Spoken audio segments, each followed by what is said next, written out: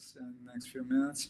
I'm Luiz DaSilva. I'm the Executive Director of CCI, and CCI is an initiative of the Commonwealth of Virginia that funds research, workforce development, and innovation in cybersecurity, and in particular at the intersection between cybersecurity, artificial intelligence, and autonomous systems. And we are running our second internship fair. Internships are a very important component of our workforce development programs in CCI. And we are constantly expanding how we do internships. So I'm very happy to have two very distinguished and well-known professionals in cybersecurity joining us today for this panel. So let me briefly introduce Danny and Jared. So Danny Funderburk is an executive with Appteon. He has extensive background in leadership and workforce development, and has been involved in a number of organizations like Chambers of Commerce, economic development councils, IT networking organizations, and business groups. And thank you very much, Danny, for joining us today and sharing some of your experience and expertise with us.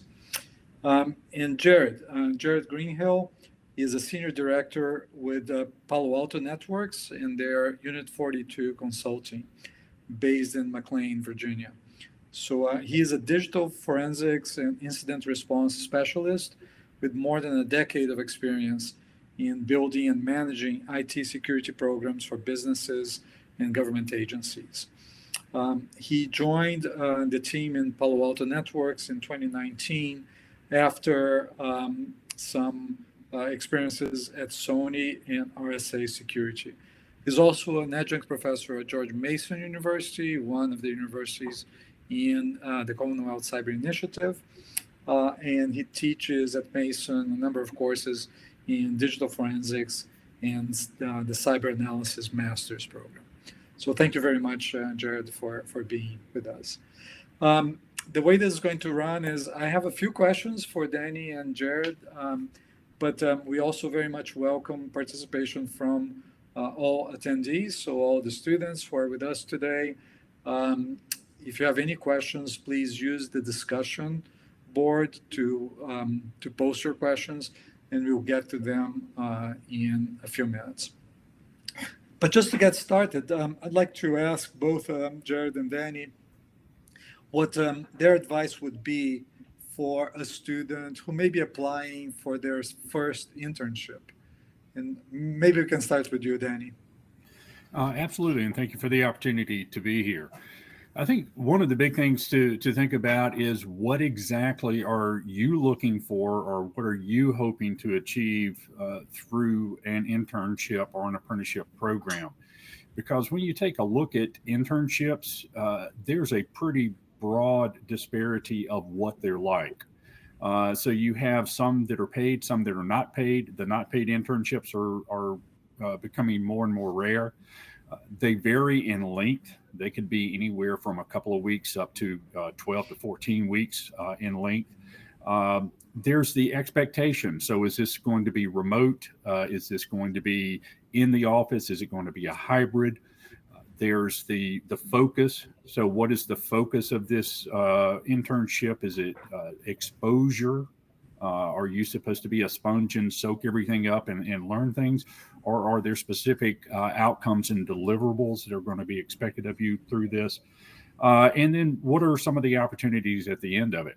So doing a lot of digging, a lot of research to figure out those types of internships that might best meet your current situation and what you're looking to achieve would be a big step in the right direction. Okay, that's really helpful. And I think we may get to some of these paid versus unpaid, hybrid versus in-person aspects, because I think those are important ones as well. But Jared, any other tips for students applying for their first internship? Yeah, thanks, Luiz, and thanks CCI for having me. So I think to kind of build on what Danny was saying, it's really important to find something that you're passionate about, right? So it's probably through coursework or maybe some type of activities you've gotten to on your own time and figuring out like an internship that marries up nicely with what you're passionate about. Because it's hard to call work a job if you love what you do. So that even starts with your internship. So I do recommend that you try to get an internship in an area where you're really passionate about. So that's one of the things that I always think about and tell folks that ask me that question. I think also thinking about your longer term aspirations. It's hard to know that at a young age, but starting to think ahead, maybe 3 to 5 years, what you might want to do. You can start to do some of that as an intern and try to work towards a goal. And then I think also like, as far as, other ways, it being an overwhelming process, it's also really important to network. So really reaching out to build a network at a young age, and also just collaborating with those in the industries that you want to be a part of. So those are some things that come to mind, Luiz. Thanks. I think those are great. And I think that point about finding something that you're passionate about is extremely important, right? And sometimes we maybe underestimate how important that is. And but if you're fortunate enough to work in a job that you really love, it really makes a huge difference to your personal satisfaction, right, in life in general. So one question would be, what kind of skills do you typically look for in a student who you may be bringing in as an intern? So maybe I can start with you, Jared. Yeah, so I think when I think about Unit 42 interns, and we've had quite a few over the last 3 years that I've been involved, it's usually a degree that's technically focused. It doesn't have to be in digital forensics or cybersecurity. It certainly helps to kind of grab my attention, but a degree that's technically focused, coursework that may be relevant in the cyber field or a technical field with regards to information security, things like digital forensics or incident response coursework, network traffic analysis, any type of scripting courses like in Python. I find those all very captivating when I see folks with those type of skill sets on their resume. I think another thing to think about is really the soft side of the fit too, meaning that when you are interviewing and talking to a prospective employer, they want to really, or at least I'm looking for somebody that can communicate very well, not only because they're going to have to communicate with internal coworkers, but also since we're in the consulting space for incident response and digital forensics, they're going to have to talk to clients. So strong communication skills, confidence, a lack of ego, and just general willingness to work with a strong internal team. Great. You mentioned technical degrees. What are the typical degrees that you usually hire for? Yeah, so there are degrees such as cybersecurity, digital forensics, sometimes concentrations in security, network security or computer security, computer science. We're also open to. Really, I try not to limit myself, but I do kind of have to have a focus because we have so many applicants. So I'm pretty open to it. I'm pretty open to degrees since I am the hiring manager for Unit 42. I'm trying to keep an open mind, but if I can see coursework or even external efforts on the students' behalf of doing like CTFs or getting involved in things outside of the classroom that they're passionate about, it kind of speaks to them going above and beyond for, that really grabs my interest. Sure. Great. And Danny, what's the profile that you usually look for in the student? We are taking a little different approach to this. We have Appteon. We've been working with the Department of Labor for a number of years on the Rapids modernization program. Rapids is a system that the government uses to track the apprenticeship programs. And we've recently started to work on the workforce development side to promote apprentices, primarily in the cyber, IT, 5G fields. So as an intermediary, we're looking for those people that have an interest, have a spark, have a desire to get into those fields, and then partner them up with some of the businesses and educational facilities that we're working with to get them enrolled into an apprenticeship program in one of those fields. And that could be anything from IT help desk, very entry-level type positions, network engineers, network administrators. Really just depends on what the person is bringing to the table, what they're looking to accomplish, and what the needs of the business are. Okay. And do you also have fellowships in addition to internships? We don't currently have fellowships. What we do have is we are an apprenticeship program, a registered apprenticeship program. So that is a way for us to kind of model what we're trying to do for some of the other organizations as far as bringing in these people that might not necessarily have those experience levels and skill sets already in place, but we're helping to grow and develop our own pipeline and helping to grow and develop the pipelines of others. Okay. And for those who are not familiar with apprenticeships, what's the difference between an apprenticeship and an internship? That's a great question. Apprenticeships have been around for a very long time in the trades, and most people are familiar with that, with electricians, plumbers, things of that nature, HVAC. It is relatively new in the IT cyberspace, but the federal government has recognized that there is a huge need, both from a national security aspect as well as a workforce development aspect, to grow cyber and IT in the United States. The figure varies, but it typically stays somewhere around about 40,000 unfilled IT jobs just in Northern Virginia. So there's a huge opportunity here for people who are coming out of the community four-year universities and looking for a career in that space, military transitioning into civilian life. There's a lot of programs out there. One of the contracts we work under, approximately 50% of the apprenticeships that we're looking for are coming from underserved markets to increase the diversity of the workforce. So primary differences between an internship and an apprenticeship, as I mentioned, internships are pretty diverse. And in my own personal experience, I've seen internships that are incredible and robust. My daughter actually did an internship with a government agency down in Virginia Beach. It was a phenomenal experience. I've also seen internships where you're doing filing and paperwork and mundane things, getting coffee and donuts for everybody, setting up the conference room. I've even seen internships where just kind of sit in the corner and don't bother us, and that's just such a shame. With an apprenticeship, what you have is an agreement between the business, between the government apprenticeship agency, and between the apprentice. And each component has something that they're agreeing to bring to the table. So the person is going to be going through a very specified regimen of training and achieve certain certifications, certain skill sets by the end of the apprenticeship program. The duration of that apprenticeship program is laid out. It's typically 1 to 2 years, depending on what you're doing and how it's structured. So it's something that's monitored. There are mentors that are attached to the apprentices. It results in a much deeper sense of loyalty on the part of the apprentice and the part of the mentor, because they're both growing through the experience. And it usually leads to a much greater retention than you might see in some of the other more traditional forms of recruiting. Great. That's really, really helpful. Moving to a slightly different topic, do you both sponsor students towards a security clearance, or either as employees or as interns? Maybe you can start with Jared. Yeah, so we're just now on the Unit 42 consulting side of the house, getting involved in federal work.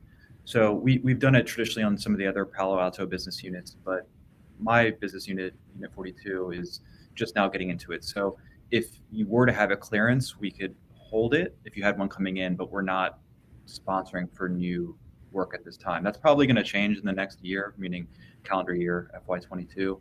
So we're kind of working towards that. We have a lot of government agencies that are kind of knocking on the door asking us if we do things. So we're trying to ante up for that. Sure. And how about you, Danny, and Appteon? Well, and this again is another one of those divergent points between internships and apprenticeships, because a government security clearance process is so long and so involved. Typically, it's not cost effective to do that with a lot of your interns because of the short duration of the internship. It becomes much more practical when you're looking at an apprenticeship because you do have that agreement in place. It is a much longer, much more structured type of thing. Some of the clients that we work with, that's kind of part of their model to bring people in and to have them in that apprenticeship role long enough so that they can go through that process and then they become more valuable to the organization or to other companies that are looking to hire that skill set. Makes sense. And another question that comes up from international students in our various programs is if the student is here on a student visa, are they eligible for an internship? And maybe then you can start with this one. This is one where the internship might be a little bit more flexible. As far as the student is, they have the right to work here in the United States. There are some programs within the apprenticeship where that might be feasible. It's very spelled out in the contract. So it really is dependent upon what the apprenticeship is and how it's structured as far as the viability of that. Yeah, and so on the Unit 42 side of the house, we don't sponsor right now for internships. So the sponsorship starts at a couple levels higher for Unit 42. So unfortunately, we don't currently sponsor students at this time, Luiz. All right, and then I have one more question, and then we'll move on to see if there are any questions from the audience. And by the way, for the students who are attending and any of the attendees, if you have any questions, please type them into the discussion board. But I have one more question for both of you. And Danny kind of touched on it on his first answer. What is the pipeline like for interns? So how often do they move to a regular job in the company? Yeah, Danny, do you want to take it or should I take it? You can go ahead and start there.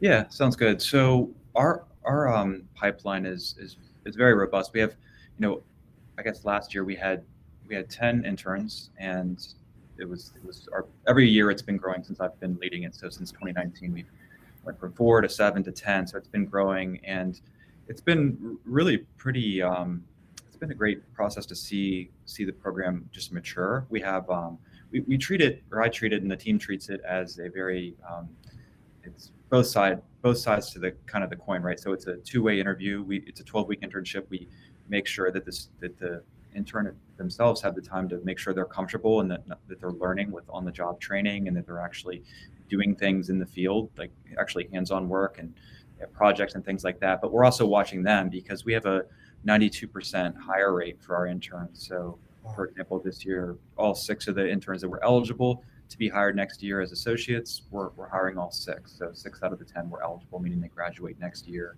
And so that's a pretty great achievement. 2020's numbers were 92. So that pipeline is pretty diverse, and we work really hard to make sure we're bringing in the right interns and commensurately they feel really solid about us joining a team they're comfortable with, that they know pretty intimately. They have good relationships with their coaches and managers, all those types of things that you'd want on, from both sides of the house. And that's really a fantastic track record. I think it speaks a lot to the success of the program, right? That you made offers to all your interns and they were interested, so you're able to retain them. So that's really good. We made 6 offers, 4 have come back yes. We give them about 30 days to say yes or no, and a couple of them have a couple of final questions. But I do anticipate probably all 6 saying yes. Wow, excellent, very good.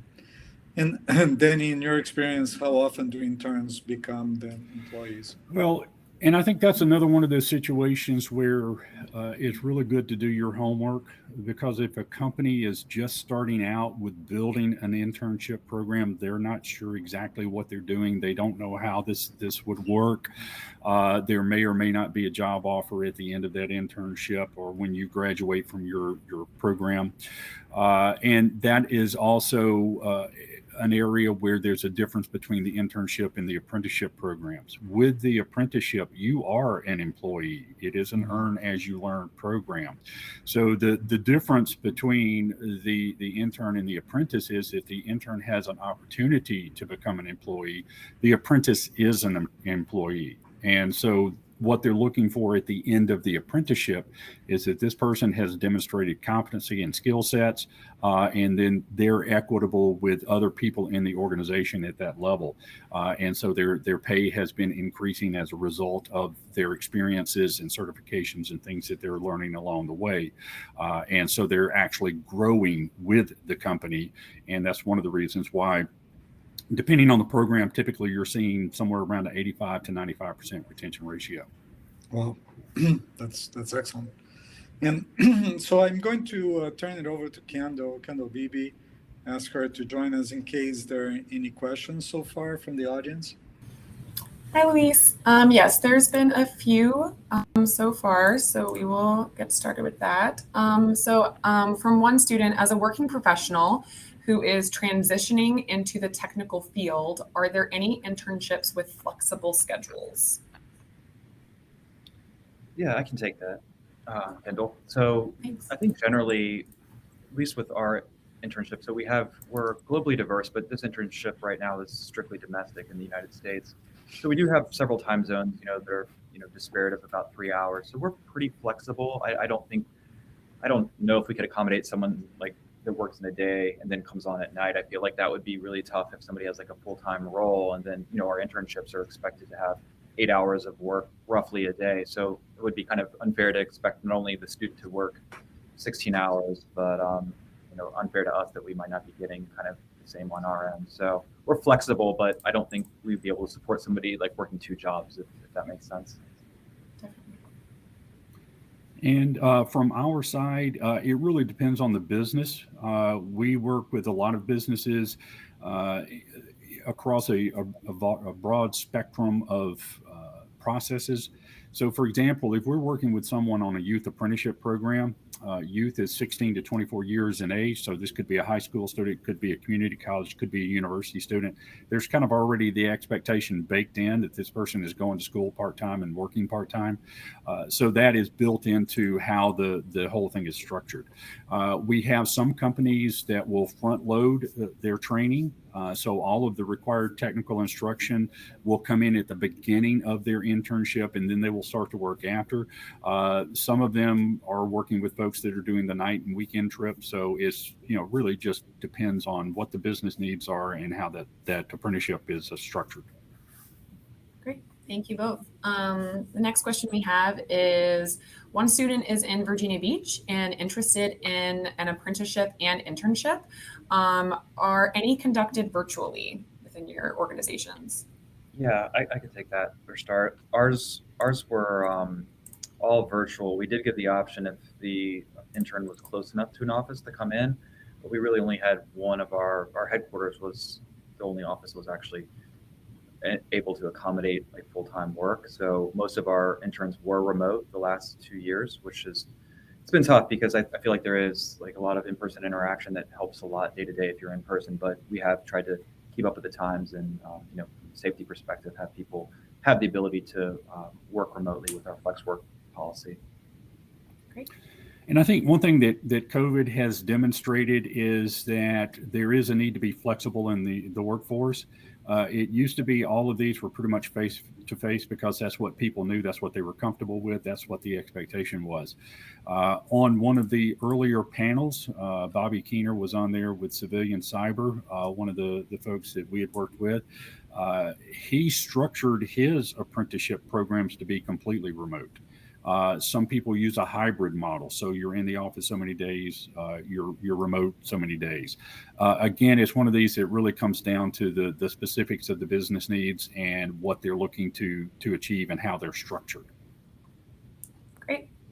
Another question we received is, are there any cybersecurity certifications that are preferred or more valuable to your organization than others? Yeah. I think from my perspective, we're not really expecting interns to come in to the internship with any certifications. it's certainly a bonus and would definitely attract my eye. I think it would just kind of depend on the candidate. I think some of the ones to think about for Unit 42 would be any of the SANS GX certifications. So the GCFE, the GCFA, those are two that come to mind. It really just depends because a lot of those do kind of assume a commensurate amount of experience before you test. You're able to take those tests. So I guess the short answer, Kendall, is not really. We're not expecting that, but if they have them, certainly a bonus, and I do look for that. And on our side, again, it's driven by the business. The whole apprenticeship model is driven by meeting the needs of the business in order to grow and develop their pipeline. As part of the apprenticeship program, you have your certifications or your education models built into it specific to the job. So that could be something like an A+, Network Plus, Security Plus. It really is whatever the role is defined as by the Department of Labor, and whatever those certifications or levels of education that are required by them. That's what you're going through as part of that apprenticeship program. Great.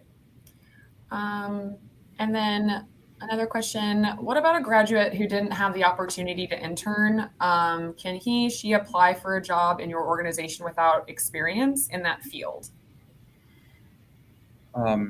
You mean, like, I guess for some clarity, would the individual have a degree already, or would they be still in? I think it's more that they have a degree, but they just don't have experience. Is that still valuable? Yeah, I mean, it can be. We have a separate program. We have an associate program that's made for college grads. So that would be kind of our avenue at Unit 42. I mean, I think we certainly would need a technical background of some sort, even if the experience wasn't there, meaning that the education from college should be technical in nature. So, I hope that helps, Kendall. Yeah, and a lot of the companies that we work with are specifically structured to take on transitioning veterans. So they're looking at someone who may not necessarily have direct experience in that world, but they do have experience that they're bringing in from the military. There are others that work with very special groups that pretty much understand that this group is coming in with little or no experience, and that's what the whole apprenticeship model is going to provide them. It's that opportunity to earn while they learn, whether they have a 2-year degree or a 4-year degree or no degree. It's really about getting that experience specifically attached to what that business organization needs. Great. And then just another question here. Does your internship program provide a pipeline for internship to hire? For Unit 42, absolutely. So kind of what I was talking about earlier was where we had that we made offers to 6 out of the 6 interns that we could, meaning they were graduating the following year in May, meaning we could hire them as associates. So the pipeline really goes from intern to associate consultant. So yes, absolutely. Unit 42 in Palo Alto does support that. And in our situation, as I mentioned earlier, we don't currently have an internship situation. We do have an apprenticeship, so that's a definite yes there, because you're already hired once you're enrolled into the apprenticeship program. Great. And then we just have one last question here, and then we can wrap up unless another student drops another question into the chat. What type of advice would you provide to someone that is a working professional that is now working on a bachelor's degree in cybersecurity? Yeah, I think on my side, it's kind of that first point that Luiz asked about, where it's, finding an area of passion, right? Like through coursework, through just research on your own, and maybe you got into like malware analysis, or you got into digital forensics and you're working on something, you find something very niche, just really pushing in a direction to complement the experience that you're looking to gain, meaning like you show me that you're working on this. If it's not in school, you're working at it in some capacity. So I think really just initiative and drive and trying to find something that you really like to do is going to make the whole process that much easier, at the internship level and beyond. And I think for me, there would be 2 pieces of advice. The first one would be, don't box yourself in. A lot of people think if I get something in cybersecurity, I've got to be working for an IT company. And that's not the case. I mean, there are plenty of government agencies out there that are in desperate need of cybersecurity specialists. When you start taking a look at banks, insurance companies, hospitals, all of these people are people that have very sensitive information. personal information, financial information, and they are all working on the cutting edge of trying to protect and secure that information. So it gives you a lot of opportunities to look at there. So don't just say, I've got to go into an IT company, because there's a lot of other opportunities out there. The second piece of information, I think, would be get involved. Find a group, whether it's someone like CCI, whether it's an IT resource group, whether it's a meetup group, whether it's a Chamber of Commerce group, but find someone that you can network with that knows people in the field. Because at the end of the day, if we're looking at two candidates, and Jared can speak to this, if we're looking at two candidates and one is just a resume and that's all we have and that's all we know, and we're looking at another person who knows somebody that we know, or who's being recommended to us, or that we've seen at events and had a chance to talk to, that person's probably going to nose in on that job, because they've got a little bit more of that connection. We know a little bit more about what we're dealing with that person. So get involved in something. Yeah, I think that's a great point. Networking, I know I hinted at it earlier, but it's not just something your parents tell you to do. It's important. It's really critical to having that edge on the next candidate and having a relationship that's trusted, kind of like, Danny was getting at it. It just, two equal candidates, I'm going to want to know, if I know something about one of them, it's just going to make it that much more competitive. Maybe they know them through a friend, maybe it's a family member that worked at Palo. It makes it that much easier for me to feel comfortable, rather than hiring somebody that I just don't know anything about. Great. Oh, and it looks like we got one more question submitted into the chat. When can you expect to see openings in internships or apprenticeships? And are there any offices located in Richmond or Northern Virginia? Yeah, Danny, do you want to start? Or? Yeah, on that one, it's pretty much wide open. The contract that we're working under is a nationwide contract, so we are working with people all over the country. There's a lot of stuff that's going on down in the Virginia Beach area. There's a pretty active IT community down in the Richmond area. So there's going to be opportunities coming along pretty much all year. Now, one thing about registered apprenticeship programs is the way they are structured is typically you're coming in, if you're working with a community college or with a four-year university, at the start of the quarter, at the start of the semester, that's your cohort. That's when you're coming in. That's when you're starting in the program. But depending on the business, there may be some other things that you do before you even start that. So the flexibility is there to start at any time during the year. Yeah, I think from our side, we do have a cohort as well of 10 interns. They start in late May. There's actually two different cohorts. Some of them start in late May and some of them start in early June. They go 12 weeks. We open up the job recs or the internships in really early September. So they're already open, and we try to close out in November with our offers for internships. So with regards to the second part of the question, location-wise, I think it was Richmond or Northern Virginia. Unit 42 headquarters for the consulting business is in McLean, Virginia. So there are in-person opportunities. We haven't quite fleshed out if it's going to be in-person or fully remote next year, but we're looking at kind of still exploring it with kind of the COVID times and such. So hope that helps. That's great. Thank you so much. And Luiz, it looks like we don't have any additional questions. So maybe I have one, if I may. So it is really more about internships. So primarily for you, Jared, but then if you have any thoughts. So Danny mentioned paid versus unpaid internships. Is there anything that students should be looking out for if they're offered an unpaid internship, or how do you feel about these two types? Yeah, that's a really great question. I think when I look back some years ago, a couple of decades, unpaid internships were definitely a lot more popular. In today's competitive cyber marketplace, I would be very cautious if the internship was unpaid. At least in my experience at Unit 42, we certainly pay very competitively.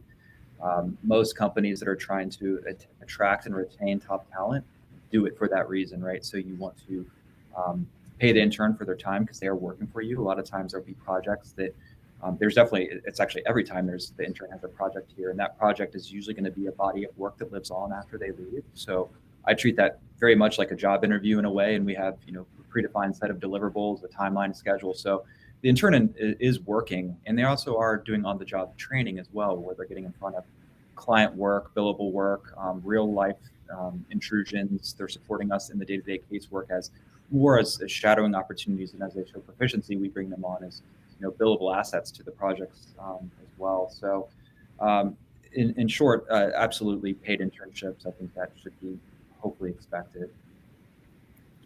And going along with that, as I mentioned earlier, we're starting to see fewer and fewer of those unpaid internships simply because of the competitive nature of the market. I will also say that one summer, my daughter did do an unpaid internship, and it was with an IT company up in Northern Virginia. And she helped to put together, oddly enough, a cybersecurity meeting. And so she learned a ton and made a lot of connections in that space during that period because of that work. So if you're going to look at an unpaid internship, it's really important to make sure that you're getting something out of it, that you're not just setting up conference rooms and doing coffee and donuts. So again, what's the outcome? What's the expectation? And if that moves you or moves your career forward, consider it. If not, then, look elsewhere. I think that's great advice, and I think, Jared, it's great that you actually treat interns as full-fledged contributors to your mission, right? So that's always a good sign. CCI has a few internship programs as well, where we help with paying stipends to the students, because we also view this as an inclusion and diversity issue, right? So not everyone can afford to take an unpaid internship, but yeah, I'm glad to see that more and more interns are being paid, at least in this cybersecurity space. Kendall, anything else before we wrap up the session? I don't see anything else in the chat. Thank you both for being here. Thank you. Thank you so much, Jared and Danny. This was such great, experience and input and advice for this. I learned a lot, even though I'm not looking for an internship. So I can imagine someone who is. So thank you so much for your time today. And I thank all of our participants, so all the students. I wish you all the best. I hope that you continue to engage with CCI and take advantage of the opportunities that we have for internships and other experiential learning opportunities that come along. And thank you so much, Kendall, for bringing us all together. Thank you very much. Thank you all. Wrap up Thank you, here. everybody. Bye. Bye, everyone. Bye.